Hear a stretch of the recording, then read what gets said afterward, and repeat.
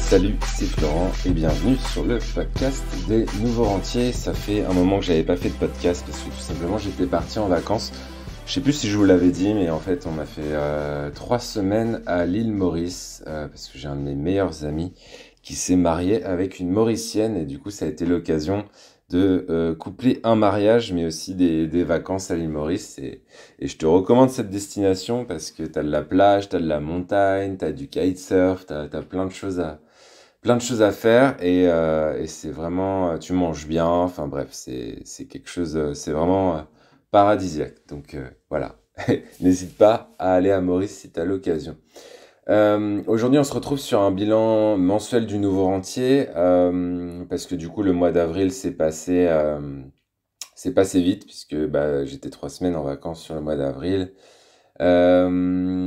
Alors, du coup, je voulais dire bienvenue à Marion qui nous a rejoint dans l'accompagnement et la méthode RSR pour apprendre à booster son patrimoine. Donc, bienvenue. On va mettre tout ça en place. L'idée, c'est que, en gros, quand tu rentres dans un programme d'accompagnement comme le mien, je te rends autonome dans tes investissements en bourse entre 2 mois et 6 mois en fonction de là où tu pars. Voilà, donc si tu veux rejoindre cet accompagnement, tu peux prendre un rendez-vous avec un membre de mon équipe. Il y aura le lien dans la description du podcast. Côté bourse, justement, qu'est-ce qui s'est passé? Alors, côté bourse, ça a été un mois pas très bon sur la globalité des marchés américains. C'est un peu plus stable en Europe. On a fait le bilan parce que dans l'accompagnement mensuel aussi, je fais un live tous les mois. Ça nous permet vraiment de garder la tête froide, de prendre du recul, d'analyser les différentes classes d'actifs, les différents marchés et de repartir en fait frais et dispo pour le mois d'après et serein aussi dans ses investissements. Donc malgré effectivement le fait que du coup le mois d'avril a été mauvais puisque j'ai perdu 16%, 16,7% exactement sur mon patrimoine. Je reste quand même à 17% par an en moyenne annualisé depuis que j'investis et bien au-dessus aussi d'un fonds avec lequel je me compare qui s'appelle Carmignac Investissement, qui est un très bon fonds qui est géré par des experts qui lui, depuis que je le suis, fait 6,52%. Donc je fais presque 3 fois plus que ce fonds-là, avec une gestion qui me prend 5 minutes par mois. Donc voilà, c'est toujours... l'idée, c'est de pas forcément se dire « Ah bah bête, ah bah c'est nul, ça baisse ». En fait, le marché baisse, donc c'est normal que ça baisse au mois d'avril. Ce qui est important, c'est de se comparer sur des investissements long terme, c'est-à-dire se comparer sur 5 ans, sur 8 ans. C'est vraiment ça qui va être important quand tu investis en bourse. Sur la partie, alors, les moins 16% inclut aussi la partie crypto, qui fait partie intégrante en fait de mon portefeuille et de ce que je fais en investissement long terme. Donc grâce aux crypto, j'ai déjà rentabilisé mon investissement puisque je suis à x6 sur les cryptos depuis mai 2020, donc en 2 ans. Donc c'est pas mal. Les cryptos baissent aussi au mois d'avril après une hausse au mois de mars. Et baisse de 9,35% pour ma part en portefeuille. Donc ça me fait quand même une bonne plus-value, une bonne courbe que tu vois pas avec le podcast, mais c'est une belle courbe qui va vers le haut et on verra bien ce qui se passe sur les prochains mois, les prochaines années. Encore une fois, quand j'investis, c'est long terme, donc les vrais bilans, je le fais.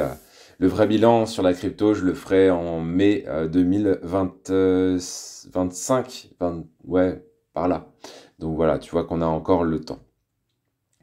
Et côté patrimoine, je reviendrai sur l'immobilier, tout ça.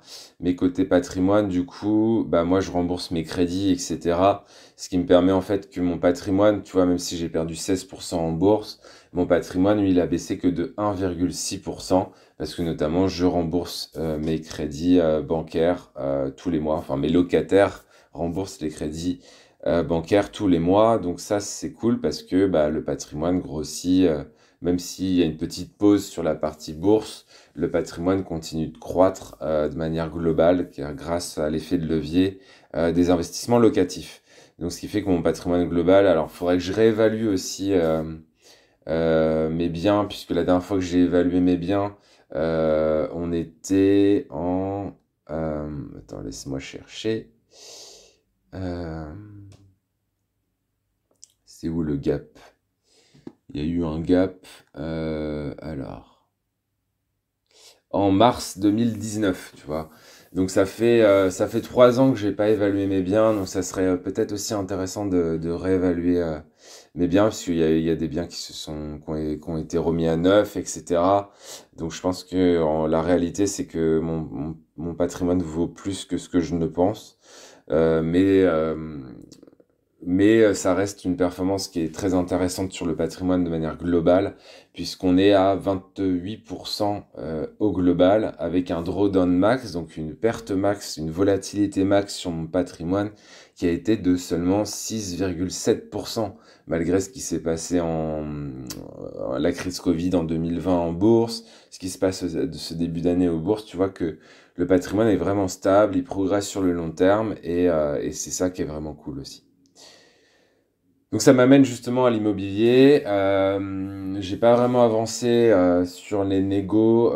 J'ai besoin d'avoir le mois de mai qui est clôturé. Je t'expliquerai pourquoi plus tard. Mais grosso modo, il faut que j'attende le fin de mai pour éventuellement renégocier la globalité de mes crédits, réemprunter aussi de l'argent pour finir les travaux.